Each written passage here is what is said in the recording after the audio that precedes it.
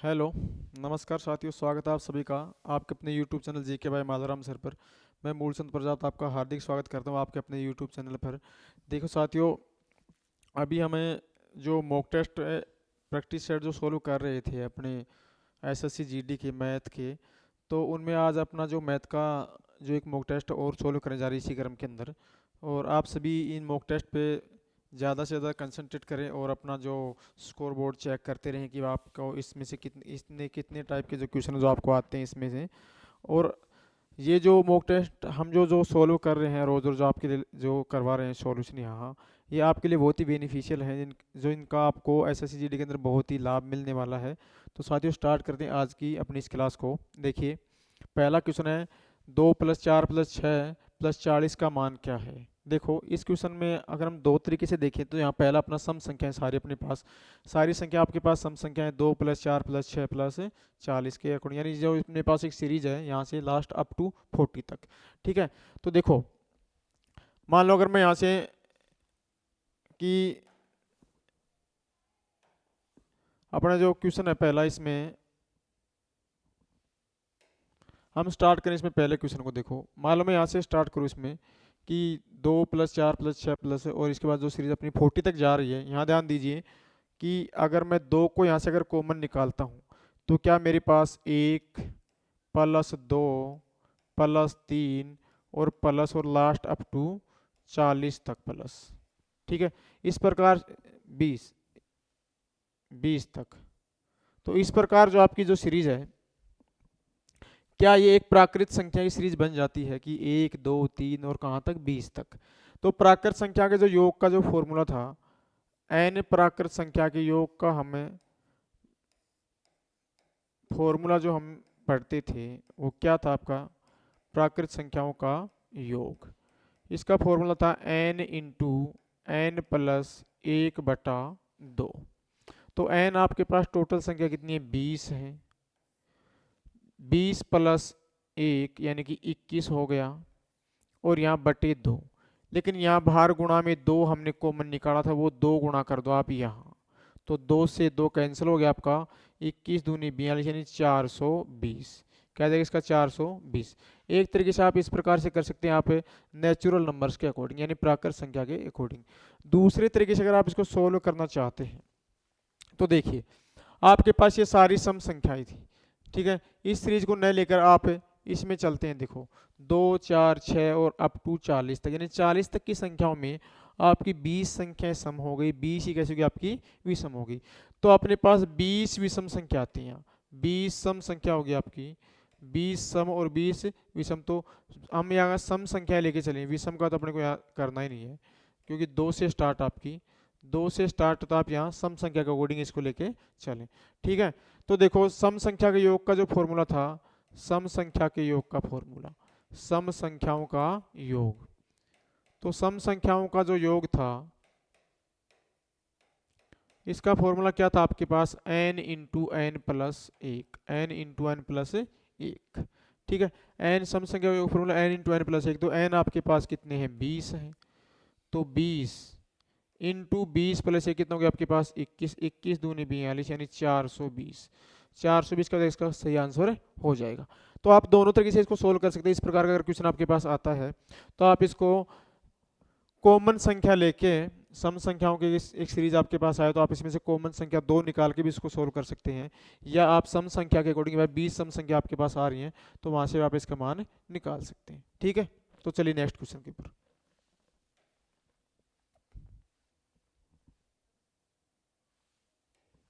उन दो क्रमागत सम संख्याओं का गुणनफल क्या होगा जिनके वर्गों का अंतर 84 है। दो सम संख्याएं हैं, पूछ रहा है कि उनका गुणनफल क्या होगा जिनके वर्गों का अंतर कितना है, 84। देखो, सम संख्या अगर आपके पास है, सम संख्या अगर आपके पास है तो आप क्या करेंगे इसमें कि प्रत्येक में दो दो का डिफरेंस होता है। ठीक है, तो मैंने पहली जो संख्या ले ली आपके पास, जो पहली सम संख्या ले ली मैंने आपके पास x, और दूसरी आ गई आपके पास क्रमागत, इसमें दो दो का डिफरेंस होता है x + 2। क्या दिया आपको कि दोनों के वर्गों का अंतर 84 है। तो वर्ग कीजिए दोनों का और इनका अंतर निकालिए। दोनों का वर्ग हमने यहाँ से किया और अंतर कितना भाई आपके पास 84 है। तो यहाँ देखो a प्लस बी का होल स्क्वायर वाली सर्वसमीकरण बन के आती है, तो x का स्क्वायर, 2 का स्क्वायर 4 हो गया, और 2ab यानी कि 4x हो गया, माइनस एक्स का स्क्वायर और आपके पास 84। एक्स स्क्वायर से आपका एक्स स्क्वायर कैंसिल। ठीक है, यहाँ से देखो 4x के बराबर आपकी वैल्यू क्या आ जाती है, 84 माइनस 4 यानी कि 80। ठीक है, 4 से डिवाइड करें तो x, और 4 से डिवाइड करें तो कितना हो गया भाई आपके पास 20। यानी जो पहली संख्या आपके पास क्या आ गई है 20, पहली संख्या आई आपके पास 20 और दूसरी आई आपके पास 22।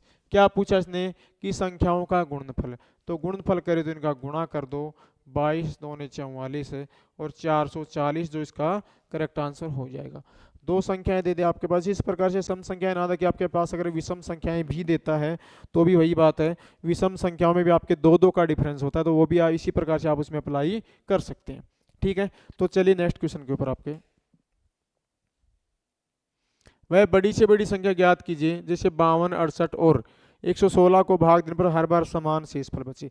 समान शेषफल बचने वाला जब भी आपके पास कोई क्वेश्चन आपके पास इस प्रकार से आता है तो आपको ध्यान रखना है कि वो एचसीएफ से रिलेटेड पर्सन आपका, और वहाँ क्या करना आपको देखना कि जो आपके पास जो जितनी भी संख्या 2, 4, 5 जितनी भी आपको दे रखी है वहाँ से आप क्या करना, बड़ी संख्या में से लगा क्रमागत आप अपने छोटी संख्याओं को घटाते रहना है। देखो तो पहली सबसे बड़ी आपके पास 116, 116 में आपने घटाया कितना भाई 68, घटा दो कितना बचेगा भाई 8, और यहाँ 4 48।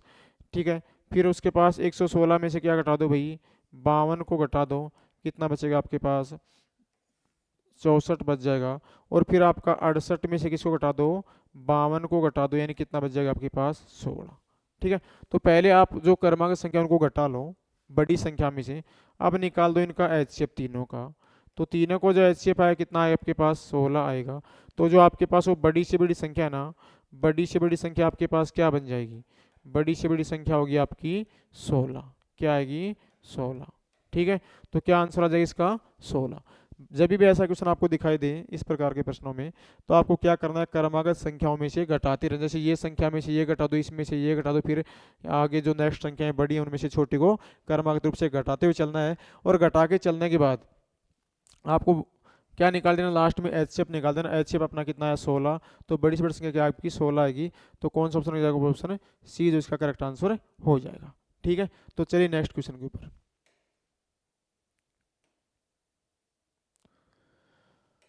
2/3, 4/7 और 12/35 का लघुत्तम समापवर्तक क्या होगा। भिन्नों का लसय और भिन्नों का मैसय दो अलग अलग अपने पास टाइप होती हैं।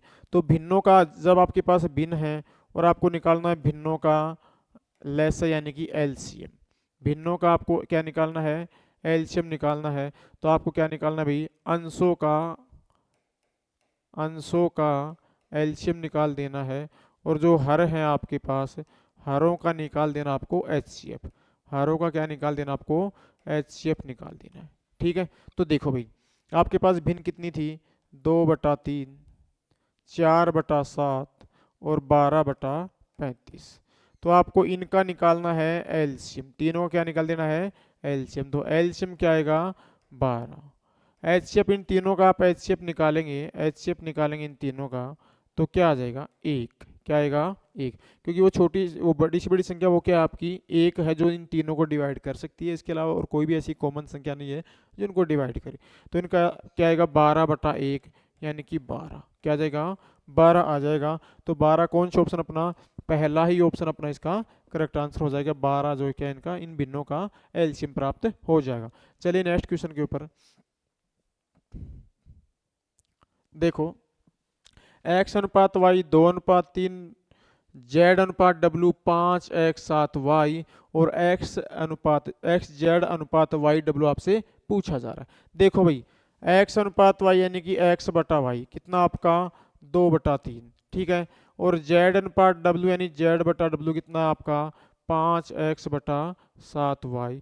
ठीक है, यहाँ से आपको क्या पूछा x z अनुपात वाई डब्ल्यू, इनका अनुपात आपसे पूछा जा रहा है। तो देखो भाई x का मान कितना है 2, रख लो यहाँ 2, z का मान कितना है 5x, तो यहाँ क्या लिखेंगे आप 5, और x का मान फिर से 2 कर दो अनुपात, y का मान कितना आपके पास 3 है, 3 गुणा W का मान 7y, तो 7 और y का मान फिर कितना है 3, लिख दो यहाँ। तो ये कितने हो गए भाई, 2 5 10 10 तो कितने हो गए 20 अनुपात, और ये कितने हो गए आपके पास भाई 63 हो गए, 20:63। क्या आ जाएगा इसका 20:63, जो कौन सा ऑप्शन है, ऑप्शन सी जो इसका करेक्ट आंसर हो जाएगा, 20:63 इसका सही आंसर हो जाएगा। फिर से देख लीजिए, आपके पास x/y दिया था, z/w दिया था, और आपने क्या पूछा x/z/y/w, तो आप इनसे क्या अगर x z की वैल्यू निकालते हो, x का मान 2, z की वैल्यू कितनी है, z की वैल्यू 5x है, तो 5 का और x का मान फिर दोबारा से क्या रखना है, इसमें 2 रख देना है। ऐसे ही वाई डब्ल्यू निकाला, y का मान कितना 3, w का मान 7y, तो 7 और y का मान फिर 3 रख दो इसके साथ, तो कितना आ जाएगा 20:63 इसका करेक्ट आंसर हो जाएगा। चलिए नेक्स्ट क्वेश्चन के ऊपर।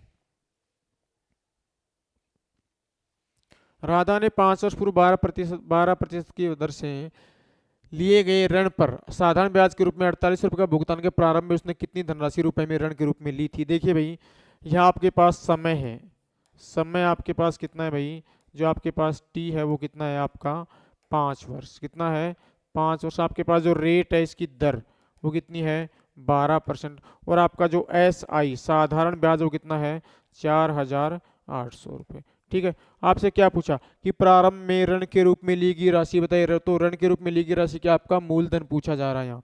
तो मूलधन यानी कि प्रिंसिपल का फॉर्मूला क्या था आपका, S I into 100 upon R multiply T, R multiply T. ठीक है, तो एस आई का मान कितना भाई 4,800 गुणा 100, और दर आपकी कितनी है 5, दर आपकी 12 थी, इस समय आपका कितना 5, तो इन दोनों को मल्टीप्लाई में हमने लिख दिया। ठीक है, तो 12 को इसमें भाग दो 400, 5 से डिवाइड दो 80, तो 80 गुणा 100 आपका 8,000 रुपये, कितना रुपया आ जाएगा 8,000 रुपये। इसका जो प्रारंभ में जो ली गई राशि थी वो कितनी थी 8,000 थी। कौन सा ऑप्शन डी जो इसका करेक्ट आंसर हो जाएगा। फिर से देख लीजिए, इसमें आपको क्या दे दिया, आपको इसमें समय दे रखा है 5 वर्ष, ठीक है, दर दे रखी है आपको 12%, और आपके पास जो साधारण ब्याज था वो कितना था 4800 रुपये था। ठीक है, तो क्या पूछा आपसे मूलधन पूछा जा रहा है, यहाँ कोई ज़्यादा डीपली क्वेश्चन नहीं पूछा है, बिल्कुल सिंपली क्वेश्चन दिया गया है, यहाँ आपसे मूलधन पूछा गया, तो मूलधन आप निकाल दो S I multiply 100 into R upon T, तो इनकी वैल्यू आप रखने के बाद डिवाइड किया तो निकल गया अपने पास कितना 8,000। तो अपना जो प्रारंभ में ली गई राशि कितनी थी 8,000 रुपये थे। ठीक है, तो चलिए नेक्स्ट क्वेश्चन के ऊपर। 8,000 रुपये की धनराशि को अर्धवार्षिक रूप से चक्रवृद्धि होने वाली 10% वार्षिक दर पर निवेश करने पर यह धनराशि 9,261 हो जाती है, तो समय अवधि ज्ञात कीजिए। देखो भाई, सबसे मेन तो आप ध्यान रखो यहाँ कि अगर आपका यहाँ देखो अर्धवार्षिक, क्या आपका अर्धवार्षिक है, लेकिन दर किस में मिल गई आपको वार्षिक में, दर किस में मिल गई आपको वार्षिक में। तो अर्धवार्षिक है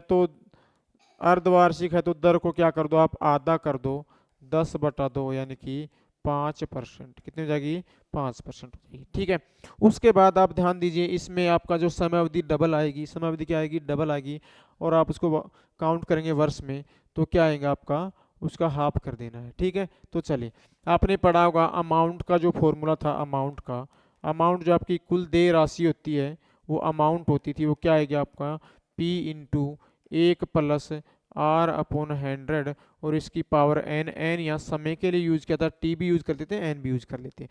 तो अमाउंट आपकी 9,261 रुपये, और कितने रुपए पर भाई 8,000 रुपये पर, और आपका 1 प्लस दर हमने अभी बनाया अर्धवार्षिक में 5/100, और n इसकी पावर 5 से एक बार 5 से किया 20, इस 8,000 को ले आओ भाई इसके बटे में, ये 8,000 आ गया इसके बटे में आ गया। यहाँ देखो आपके पास क्या है 20 एकम 20 और 21, 21/20, और इसकी पावर कितनी भाई n। एक विशेष ध्यान देंगे आप कभी भी इस क्वेश्चन को, ऐसे क्वेश्चन को सोल्व करते वक्त, यहाँ जो पावर होगी उसी पावर के रूप में कहीं ना कहीं आपकी ये संख्या आपको उस पावर के रूप में कलेक्ट करनी है। तो देखना ये 9,261 21 का जो क्यूब होता है, और 8,000 किसका क्यूब होता है 20 का क्यूब होता है। तो आप क्या लिख सकते हैं, आप इसको 21/20, 21/20 का क्यूब, और यहाँ भाई आपके पास कितना है 21/20 की पावर n, पावर क्या आएगी n।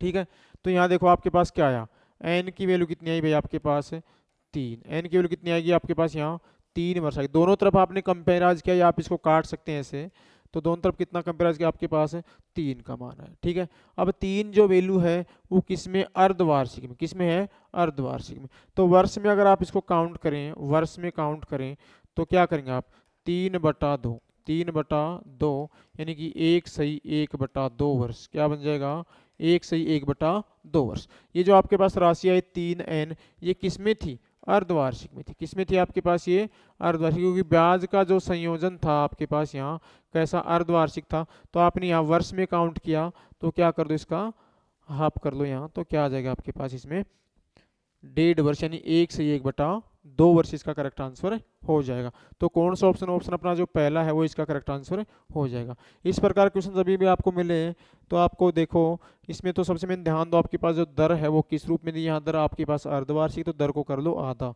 टाइमिंग भी जो आपकी आएगी वो दुगने में आएगी, तो उसको वर्ष में काउंट करें तो क्या कर देंगे, उसको आधा कर देंगे लास्ट में। तो अमाउंट के फॉर्मूले करके हमने यहाँ से इसको प्राप्त किया। तो एन की वैल्यू 3 आती है आपके पास, और 3 का आप क्या कर दो, हाफ कर लो, यहाँ कितना आ जाएगा, 1.5 वर्ष हो जाएगा। ठीक है, तो 1.5 वर्ष का करेक्ट आंसर हो गया, ऑप्शन ए है इसका सही आंसर है। ठीक है, तो चलिए नेक्स्ट क्वेश्चन के ऊपर। दो छात्रों ए और बी को पुरस्कार राशि के रूप में कुल 4400 रुपए भुगतान किया गया। यदि ए को बी को भुगतान की गई राशि का 120% भुगतान किया गया हो तो बी को कितनी राशि का भुगतान किया गया था। अब ए को क्या किया गया कि बी को जो भुगतान की गई ना उस राशि का 120%, उस राशि का कितना 120% भुगतान किया गया, किसको, ए को। तो देखो यहाँ ए और बी, यहाँ ए और बी, मान लो ए को 100% राशि दी गई थी तो इसको कितनी मिलेगी भाई, 120। कितनी मिली, 120। दोनों का योग कितना आ गया आपके पास, 220। कितना आया, 220। ठीक है, अब देखो यहाँ पूछा क्या आपको कि बी, बी को कितनी राशि मिली, तो बी को कितनी मिली भाई, 100 मिली। कितने में से, 220 में से। कितने में से, 220 में से। और कुल राशि कितनी थी, 4400। यहाँ लिख दो 4400। 0 से 1 0 कैंसिल, और 22 से इसमें डिवाइड किया तो 20, और 20 गुणा 100 कितना हो गया भाई, 2000। कितना, 2000 रुपए। तो बी को कितनी राशि मिली थी, 2000 रुपये मिली थी। फिर से देख लीजिए एक बार, ए को क्या मिला, इससे 120% ज़्यादा मिला।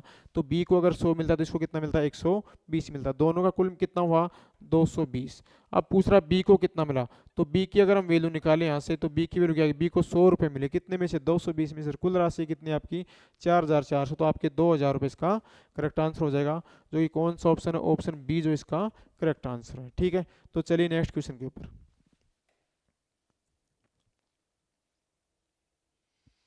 यदि किसी वस्तु पर 32% की छूट के साथ 20 और 12% की दो क्रमिक छूट के बाद उसके विक्रय मूल्य में के बीच 36 रुपए का अंतर, तो उस वस्तु का अंकित मूल्य रुपए में कितना है। देखो भाई, पहले जो क्रमिक छूट है ना, जो क्रमिक छूट, जो आपके पास क्रमिक छूट है, क्रमिक छूट, उसको आप एक मुश्त छूट के अंदर बदलो तो क्या करोगे आप, 100 माइनस। ठीक है, कितने की छूट मिली भाई, 20% की, तो लिख दो यहाँ 80। दूसरी कितनी है, 12 की, तो लिख दो यहाँ 12, और बटे भाई कितना, 100। 0 से 0 या 100 माइनस कितना हो गया भाई, 12, सॉरी 12 लेस किया तो 88, 88 हो गए, 12 नहीं 88। ठीक है, तो इसमें कितना हो गया, आप लेस करेंगे तो इसमें 64, और ये कितना हो गया भाई आपका 70, यानी कि 70.4। तो एक मुश्त आपके पास कितना है इसमें, 29.6। यानी एक मुश्त अगर आप इसका बट्टा निकालते कितना जाता है, 29.6।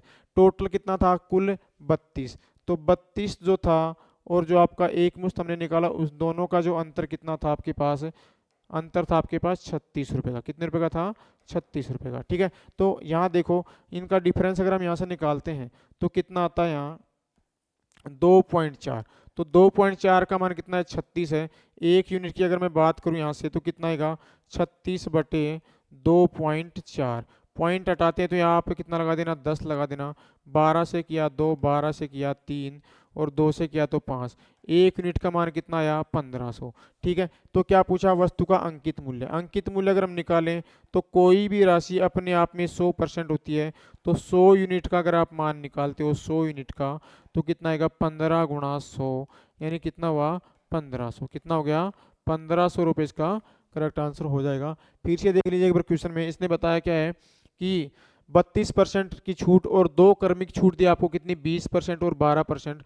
इनकी छूट में अंतर कितने का है, अंतर है आपके पास 36 रुपये का। तो देखिए ध्यान से, पहले क्रमिक जो छूट थी उनको एक मुश्त छूट के अंदर हमने चेंज किया, तो ऐसे कितने निकल गए दोनों का, इसमें 29.6, कितना 29.6 बन के आती है। और यहाँ जो टोटल कितनी थी आपकी 32% थी, 32 में 29.6 को हमने घटा तो 2.4 यूनिट निकल गई। 2.4 यूनिट कितना किसके बराबर, 36 के बराबर है। एक यूनिट का मान कितना 15 रुपये निकल के आता है। तो अपने पास अंकित मूल्य क्या 100 यूनिट हो गया, तो 100 यूनिट की कितनी होगी आपके पास 1500। तो कौन सा ऑप्शन हो गया आपका, बी वाला ऑप्शन जो इसका करेक्ट आंसर हो जाएगा। तो चलिए नेक्स्ट क्वेश्चन के ऊपर।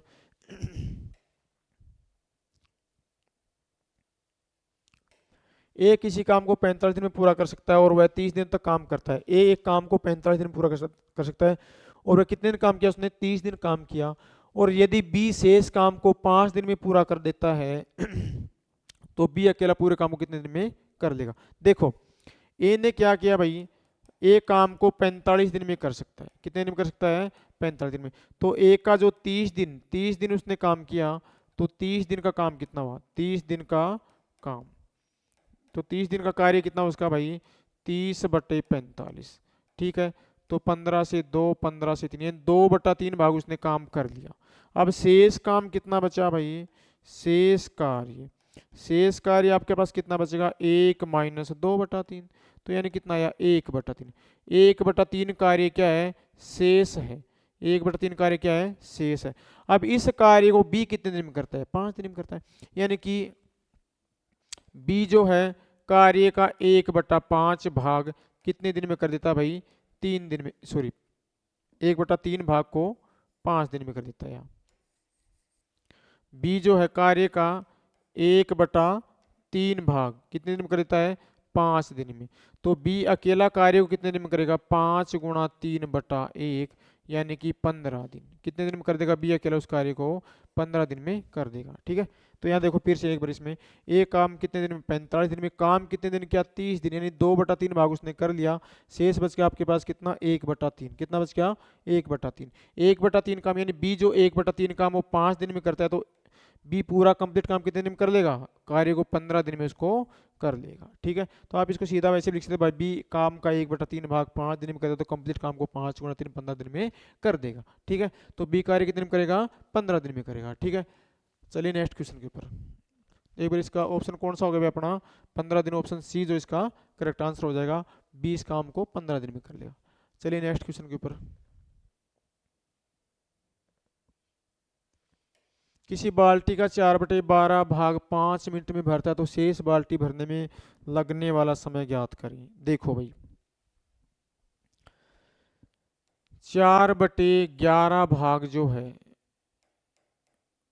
वो कितने 5 मिनट में भर देती है बाल्टी। ठीक है, अब यहां देखो शेष भाग कितना था, पहले तो ये बताओ शेष भाग कितना बचा, शेष भाग निकाले हम यहां से।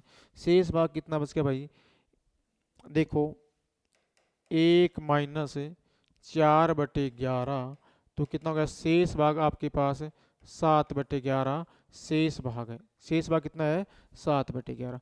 अब देखो 4/11 भाग उसको 5 मिनट में भर देता है, एक भाग यानी कंप्लीट को भरेगा तो कितने में भाई 5 × 11/4। ठीक है, इतनी मिनट लग जाएंगी। अब उसके बाद अपने पास शेष भाग कितना था 7/11।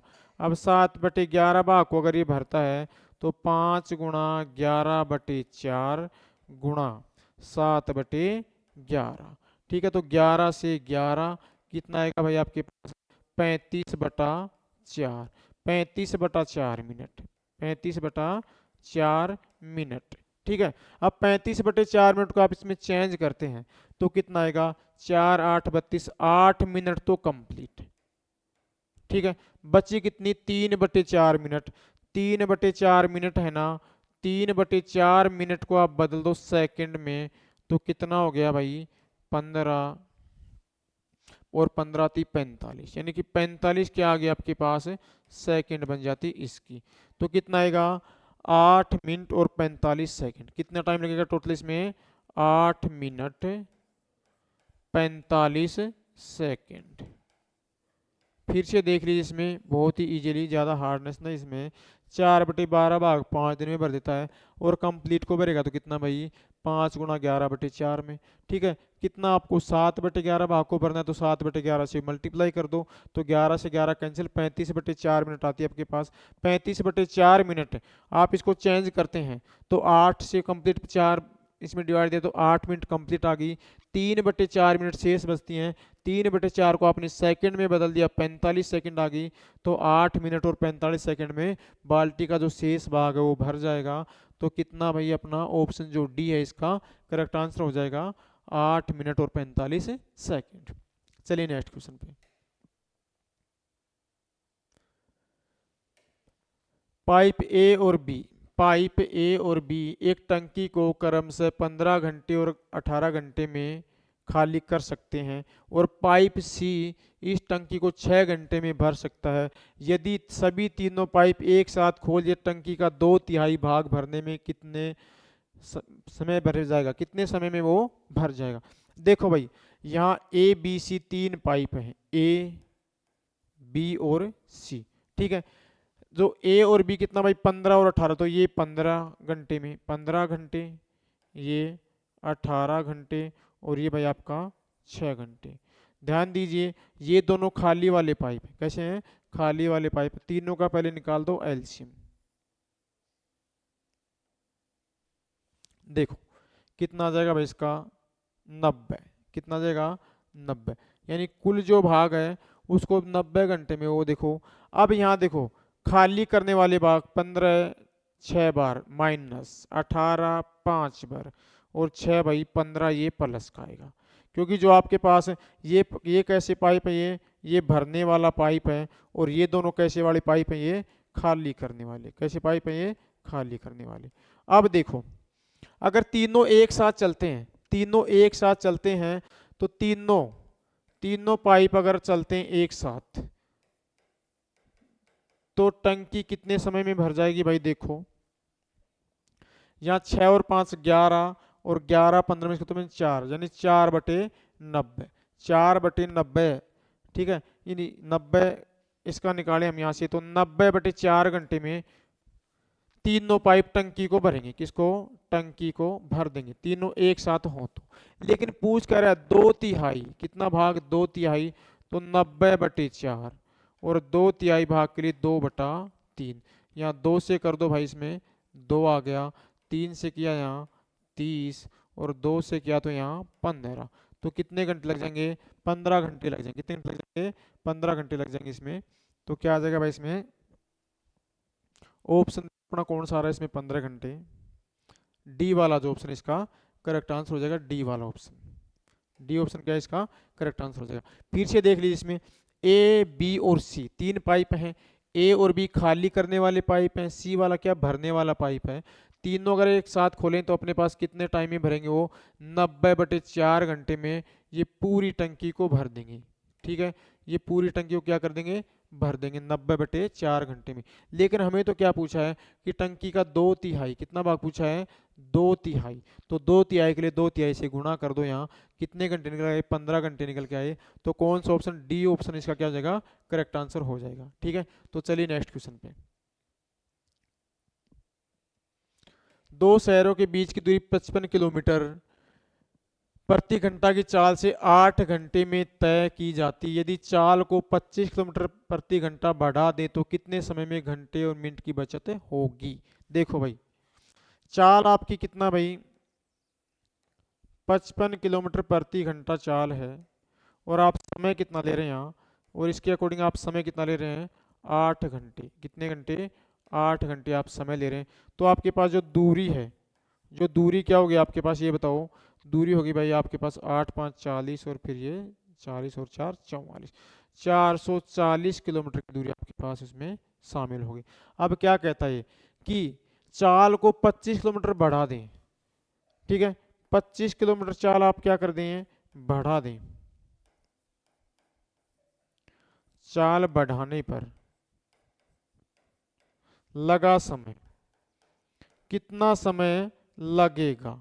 देखो पहले 55 थी, 25 और बढ़ गया, नहीं चाल क्या होगी, अब चाल बन गई आपके पास 80 किलोमीटर प्रति घंटा। तो समय क्या है आपका, ये देखो समय ध्यान दीजिए, आपके पास क्या समय निकल के आ रहा है यहाँ।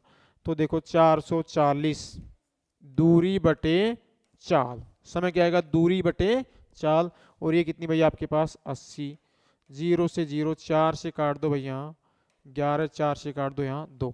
कितने घंटे का समय हो गया, 5 सही 1/2, यानी 5 घंटे और 30 मिनट। 5 घंटे और 30 मिनट का समय आपके पास लगेगा। पहले समय कितना लगता था 8 घंटे का, और अब कितने समय लग रहा है आपके पास है, 5.5 घंटे लग रहे हैं। ठीक है, तो कितने घंटे का अंतर आया यहाँ देखो। तो अंतर क्या आएगा इसका, देखो अंतर आएगा आपके पास 8 माइनस 5 घंटा 30 मिनट, तो क्या आ जाएगा 2 घंटे 30 मिनट। 2 घंटे 30 मिनट का आपके पास अंतर इसमें आ जाएगा। ठीक है, तो 2 घंटे 30 मिनट के अंदर कितना हुआ आपके पास अंतर, इसमें बी वाला जो ऑप्शन इसका करेक्ट आंसर हो जाएगा। फिर से देख लीजिए, पहले चाल क्या थी 55 किलोमीटर थी, और समय कितना 8 घंटे, तो दूरी क्या होगी आपकी 440 किलोमीटर हो गई। दूरी 440 किलोमीटर हो जाती है। ठीक है, तो 25 किलोमीटर आपने चाल बढ़ा दी, तो चाल हो गई आपकी 80 किलोमीटर। ठीक है, अब समय कितना लग रहा है, 5.5 घंटे लग रहे हैं, 5 घंटे और 30 मिनट। ठीक है, अंतर कितना आया ये पूछ रहा है आपका कि बचत क्या होगी। तो कितने घंटे मिनट की बचत हुई आपके, 2 घंटे 30 मिनट की आपके पास यहाँ बचत हो जाती है। जितना अंतर आ रहा है उतनी क्या हो रही है आपकी बचत हो रही है। तो 2 घंटे 30 मिनट क्या होगी यहाँ बचत हो गई। तो कौन सा ऑप्शन हो गया अपना, ऑप्शन बी जो इसका करेक्ट आंसर हो जाएगा। नेक्स्ट देखो, एक ट्रेन 56 किलोमीटर की दूरी 40 मिनट में तय करती है। चाल में 9 किलोमीटर, यदि चाल में 9 किलोमीटर प्रति घंटे की कमी करी जाए तो 225 किलोमीटर की दूरी तय करने में उसे कितना समय लग जाएगा। देखो 56 किलोमीटर की जो 56 किलोमीटर प्रति घंटा की यहाँ जो है वो दूरी 40 मिनट में क्या करी तय करी। यहाँ देखो 56 किलोमीटर प्रति घंटा इसकी चाल है भैया, क्या इसकी ये चाल है। या मिनट कितनी लग रही है इसमें, 40 मिनट लग रही है। कितनी 40 मिनट। अब क्या किया इसने कि 9 किलोमीटर क्या करी इसने, ज़्यादा इसमें बढ़ा दी स्पीड यहाँ, तो कितना हो गया अब इसमें कितना लग जाएगा आपके पास, इसमें जो समय है कितना समय आएगा इसमें ये आपको निकालना। अब देखो दूरी कितनी है 56, समय कितना यहाँ 40 मिनट। ठीक है, अब देखो भाई आपको क्या निकालनी यहाँ, इसकी स्पीड निकालनी भाई, स्पीड क्या थी इसकी। ठीक है, तो दूरी 56, ठीक है, और टाइम कितना 40 मिनट। तो 40 मिनट को आप घंटे में चेंज कर दो, 40/60, जीरो से जीरो, और इसमें 4 का चला कितना भाई, तो कितना हो गया भाई इसमें 84, यानी 84 किलोमीटर प्रति घंटा क्या थी उसकी पहले चाल थी। ध्यान दीजिए 56 किलोमीटर की जो दूरी थी, 56 किलोमीटर की जो दूरी थी वो 40 मिनट में तय करती है। तो चाल अगर हम यहाँ से निकाल तो कितनी 84 किलोमीटर प्रति घंटा की चाल आपके पास निकल के आती है। अब क्या किया कि चाल में 9 किलोमीटर प्रति घंटा की कमी। अब कमी के बाद, कमी कितनी इसमें, कमी के बाद चाल क्या बनेगी भाई, चाल बनेगी इसकी 9 किलोमीटर आप इसमें कम कर दो, तो यानी 84 में से 9 किलोमीटर कम किया तो आपके पास 75 किलोमीटर प्रति घंटा की स्पीड आपके पास बच जाती है। 9 किलोमीटर कम करने के बाद क्या बच गया आपके पास 75 किलोमीटर की। ठीक है, अब क्या पूछा 225 किलोमीटर की दूरी में कितना समय लगेगा। तो अब देखो समय निकालना आपको, समय क्या आएगा, समय का फॉर्मूला क्या होता है, दूरी बटा चाल। दूरी बटा चाल, तो दूरी आपके पास कितनी है 225 लिखो, और आपके पास चाल कितनी आई 75 किलोमीटर। 3 बार ये कंप्लीट डिवाइड हो गया, तो कितने घंटे लग जाएंगे आपके पास, 3 घंटे लग जाएंगे इसमें। तो कौन सा ऑप्शन हो गया अपना, ऑप्शन ए जो इसका करेक्ट आंसर हो जाएगा। फिर से देख लीजिए इसमें जो 56 किलोमीटर है ना, 56 किलोमीटर की जो दूरी है, 56 किलोमीटर की जो दूरी 40 मिनट में तय करती है। तो यहाँ से अगर हम चाल निकाल तो दूरी बटा समय आ गया, दूरी बटा समय के अकॉर्डिंग, यानी चाल आपकी कितनी आ रही है 84 किलोमीटर प्रति घंटा। चाल क्या निकल के आई 84 किलोमीटर प्रति घंटा चाल निकल के आती है यहाँ। अब कमी के बाद, यानी कमी कितनी की इसने 9 किलोमीटर प्रति घंटा की, तो क्या आओगी आपके पास चाल, नई जो चाल है वो आपकी 75 किलोमीटर प्रति घंटा होगी, और आपके पास दूरी कितनी है 225 किलोमीटर। ठीक है, तो अब यहाँ से समय निकाल दो दूरी बटा चाल, तो 225/75, 3 बार कंप्लीट डिवाइड हो गया इसमें, यानी 3 घंटे का इसमें समय लग जाना है। 3 घंटे कितना लग जाएगा इसमें समय, 3 घंटे का। ठीक है, तो चलिए नेक्स्ट क्वेश्चन के ऊपर। एक समचतुर्भुज का क्षेत्रफल कितना होगा जिसके विकर्ण 10 सेंटीमीटर और 12 सेंटीमीटर है। ठीक है, तो समचतुर्भुज का क्षेत्रफल जब भी आप निकालें इसमें, समचतुर्भुज का क्षेत्रफल तो इसका फॉर्मूला होता है 1/2 d1 मल्टीप्लाई d2। d1 और d2 क्या हो गए, डायगोनल हो गए, विकर्ण पहला और विकर्ण दूसरा। तो 1/2 हो गया आपके पास, पहला विकर्ण कितना आपका 10 और दूसरा विकर्ण कितना हो गया आपके पास 12। 2 से इसमें डिवाइड 2 6, कितना हो गया आपके पास 60, यानी कि 60 वर्ग सेंटीमीटर। कितना हो गया आपके पास 60 वर्ग सेंटीमीटर। तो कौन सा ऑप्शन हो गया आपका, बी वाला जो ऑप्शन इसका करेक्ट आंसर हो जाएगा। समचतुर्भुज का क्षेत्रफल जब भी आपसे पूछा जाए तो कौन सा फॉर्मूला अप्लाई करना है आपको, 1/2 d1 मल्टीप्लाई d2, यानी कि d क्या हो गया आपके यहाँ डायगोनल को कंसल्ट करता है, इसमें डायगोनल की कौन सा विकर्ण कौन सा है, तो d1 हो गया पहला और d2 कौन सा हो गया अपना दूसरा। तो दोनों विकर्ण का गुणनफल हो गया अपने पास कितना आएगा 60 वर्ग सेंटीमीटर। कितना आएगा 60 वर्ग सेंटीमीटर, जो कि कौन सा ऑप्शन अपना बी वाला ऑप्शन इसका सही आंसर हो जाएगा। चलिए नेक्स्ट क्वेश्चन के ऊपर। दो दो वर्ष पूर्व किसी परिवार के 5 सदस्यों की औसत आयु 18 वर्ष थी। परिवार में एक नए सदस्य के आ जाने से औसत आयु अभी भी वही है, तो नए सदस्य की वर्तमान आयु वर्षों में ज्ञात करें। आप देखो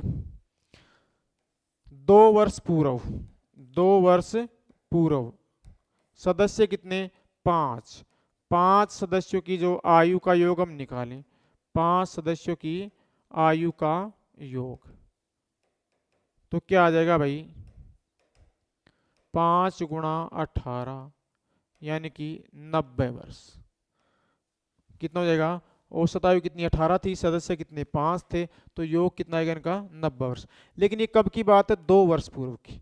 अगर हम वर्तमान में बात करें तो वर्तमान योग क्या रहेगा इनका कि 2 वर्ष के अकॉर्डिंग 5 सदस्यों में 10 वर्ष का और इंक्रीमेंट हो गया, तो 90 प्लस 10 यानी कि 100 वर्ष। कितना जोड़ो इनका 100 वर्ष हो गया। ठीक है, बिल्कुल सिंपल सी बात है। 2 वर्ष पहले कितना था इनका 18 गुणा 5 90 हो गया, और 2 वर्ष यानी वर्तमान। अब 2 वर्ष बाद की बात करें वर्तमान की, तो वर्तमान में कितना इनका 100 वर्ष आता है।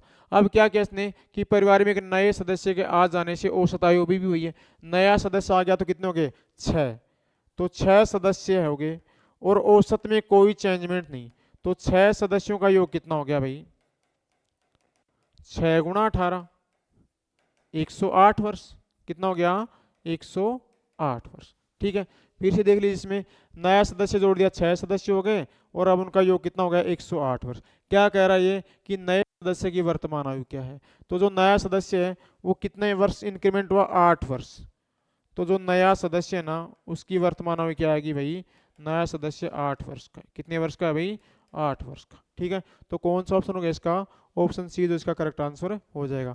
देखो पहले 5 सदस्य थे, वो भी कितने 2 वर्ष पहले की बात कर रहा था, तो 2 वर्ष पहले 5 सदस्यों की जो आयु थी उसका योग कितना था 90 हो गया था। ठीक है, वर्तमान में अगर हम इनका योग निकालते तो 2 वर्ष के अकॉर्डिंग 5 सदस्यों पे 10 वर्ष का इंक्रीमेंट हो गया, यानी 100 वर्ष हो गया इसकी वर्तमान में आयु।